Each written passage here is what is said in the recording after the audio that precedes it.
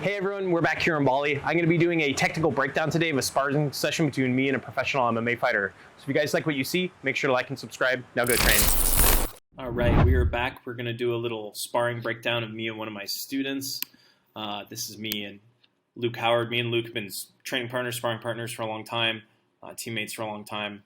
Helped Luke get ready for a couple of MMA fights. He's a real high-level judoka and very, very good brown belt in jiu-jitsu. So we're just going to have a nice little flow roll that kind of escalates and get some good transitions going. So yeah, just starting really nice and playful here to get started. Hitting some nice open guard sequences, just getting a nice flow going, letting our guards move with each other, just kind of fitting in to get things started. And you can see me and Luke right away doing a lot to kind of transition left and right, just getting some nice movement going.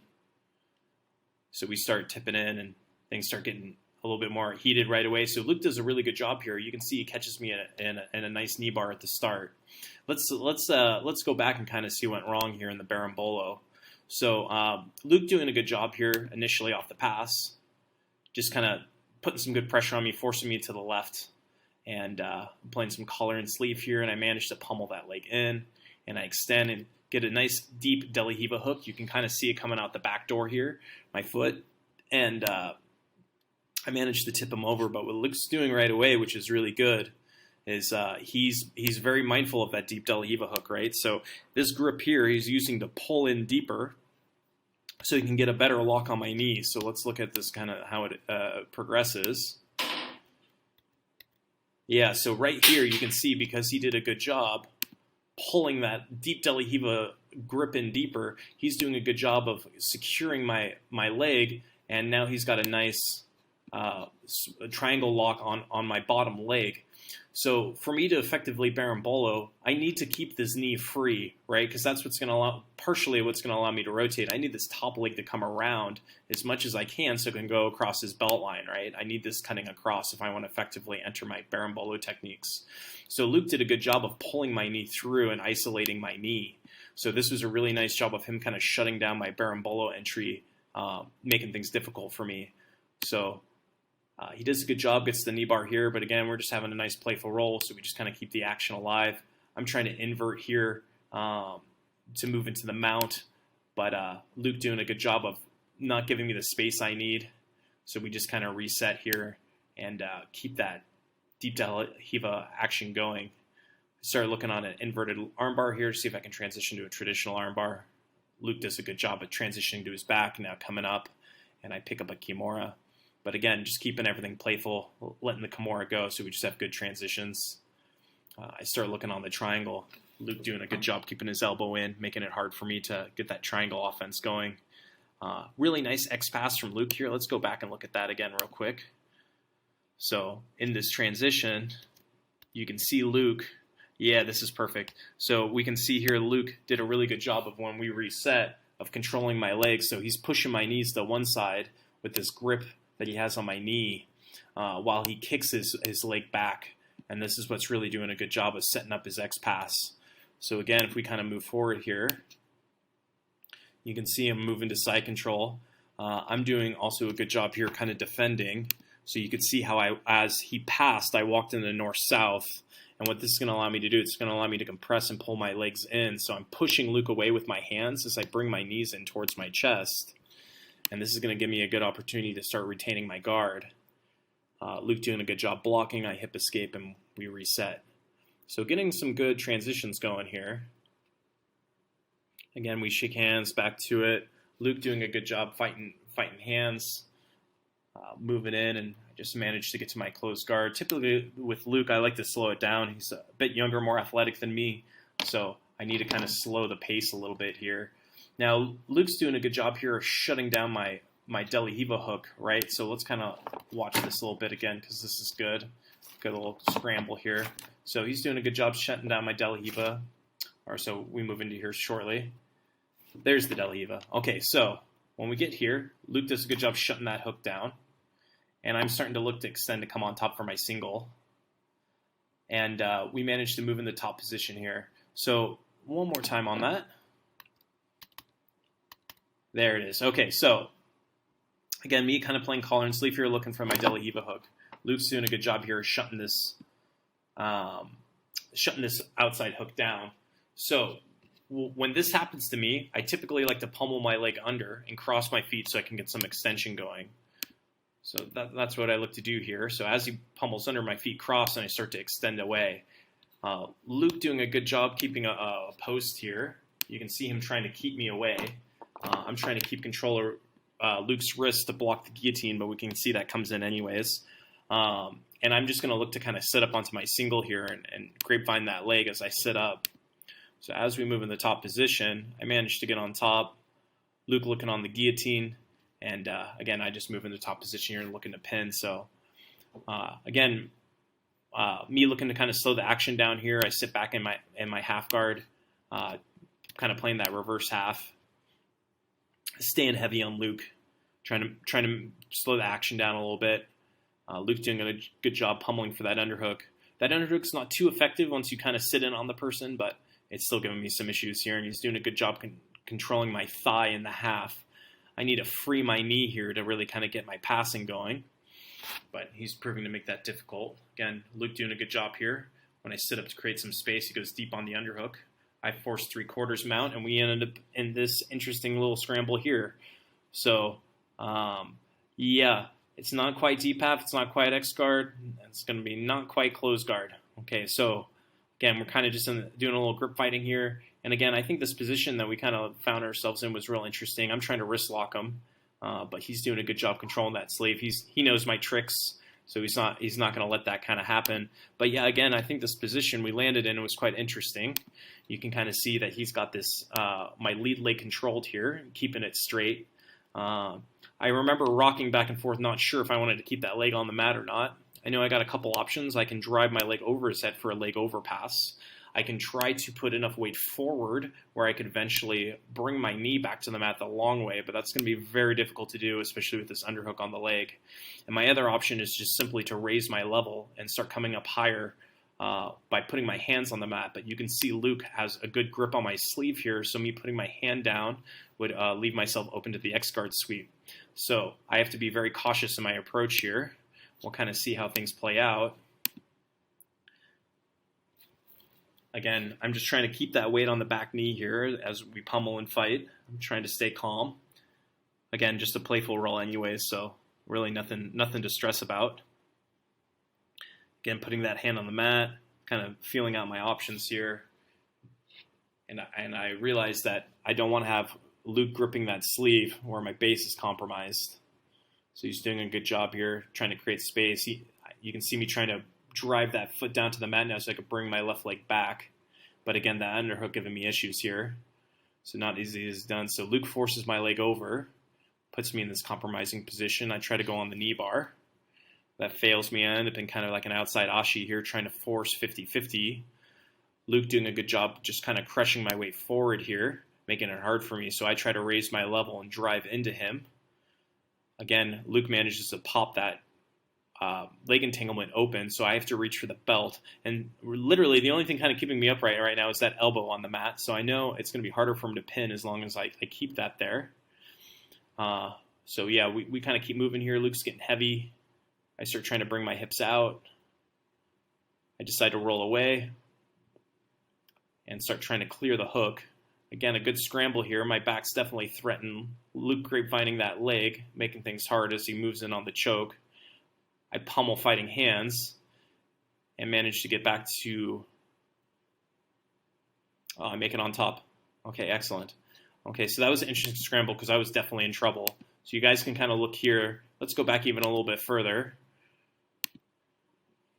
So as we keep moving, Luke starts turning the corner here. Now look, right around this point, I realize I'm starting to put myself in an arm triangle choke, especially leaving my arm behind like that. You can see here, like Luke's already starting to close this space off. If he can manage to lock his hands together and close this space off between my shoulder and my neck, I'm going to get arm triangle choked. So I think I sense that coming. Yeah, so there he is. He's jumping in on it. So I tried my best to change directions and roll back into him. So it made it a bit harder for him to secure that arm triangle choke and transition to my back instead. Now, I start fighting that hook right away. So this is kind of like one of my saving graces here is this grip. This grip is managing me to keep his hips away from me so I can start walking out in that clockwise direction.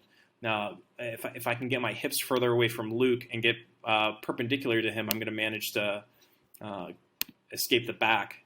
But Luke doing a great job here. He manages to pummel that hook inside. So you can see here that as he kind of figure fours this, it really locks my knee into place. So for me to effectively escape this position, I need to free my knee. So this is where things get a bit more difficult. As you see, I kind of just recover my half. So I think it's just going to be a little hip escape here is all I'm going to do. And as Luke transitions to the top, it's going to at least keep me in my half guard. So yeah, again, Luke fighting the choke here. Pummel out, little hip escape. And yeah, so the only thing that kind of allowed me to win this position is, I think, as Luke squared up with me. Let's take a look what kind of happens here. So right about here, you can see that Luke's base got compromised as I went to retain my guard. You can actually see his hip is kind of pointed up towards the ceiling, which means his other hip is down.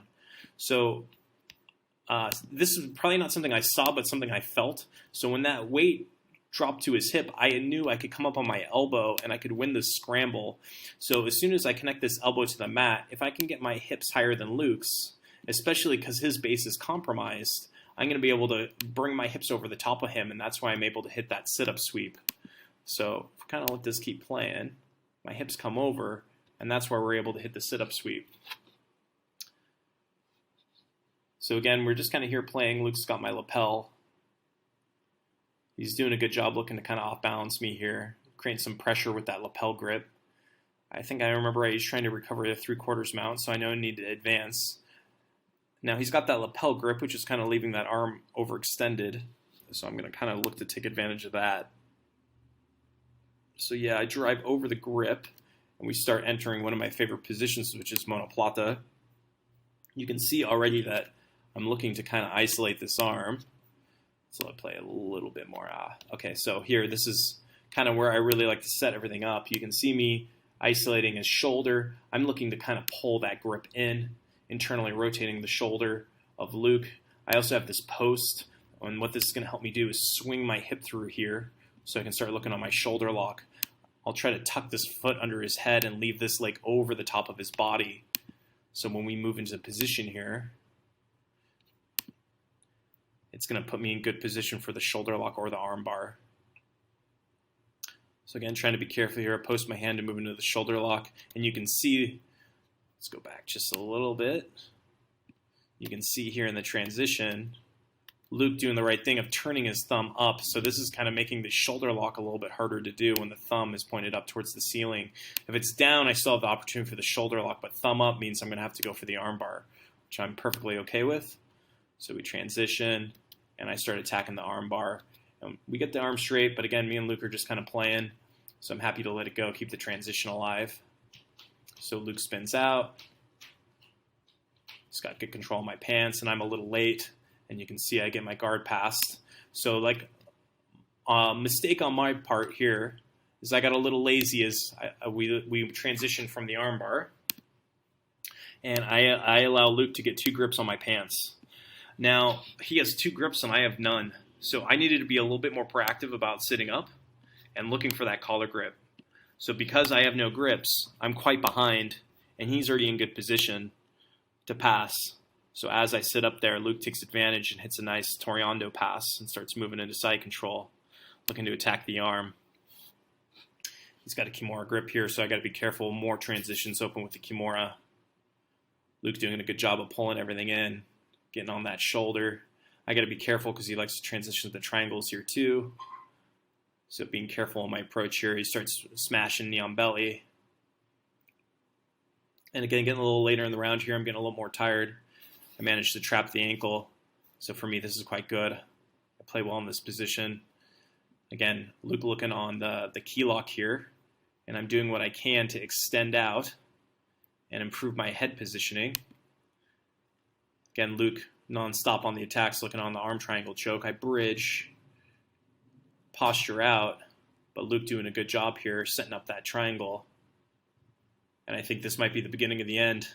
I start trying to cut the corner here, staying heavy with my knee to shut that triangle down.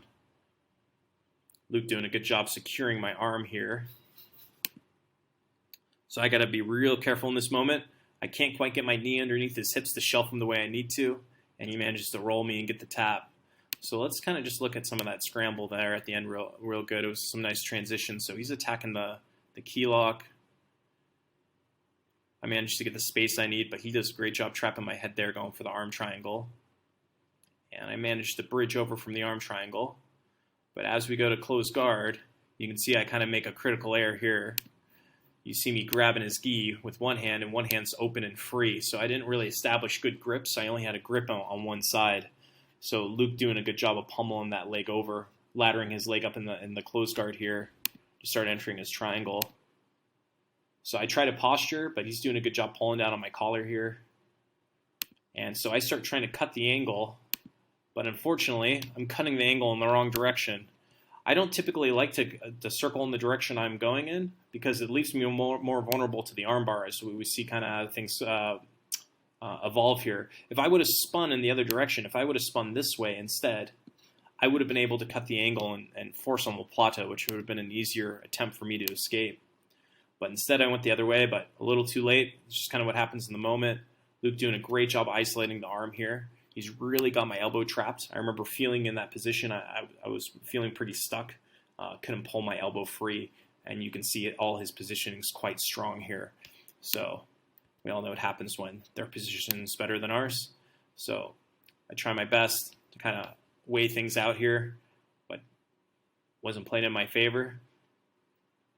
And as he off-balances me, my arm gets overextended, and Luke gets a nice arm lock finish. So yeah, I hope you guys like what you see. I'm just trying to do more of these sparring breakdowns, giving you guys a little more insight to what I see and what's going on in my head during the roll. And yeah, thanks for watching. Make sure to like and subscribe and leave comments if you want to see more videos like this.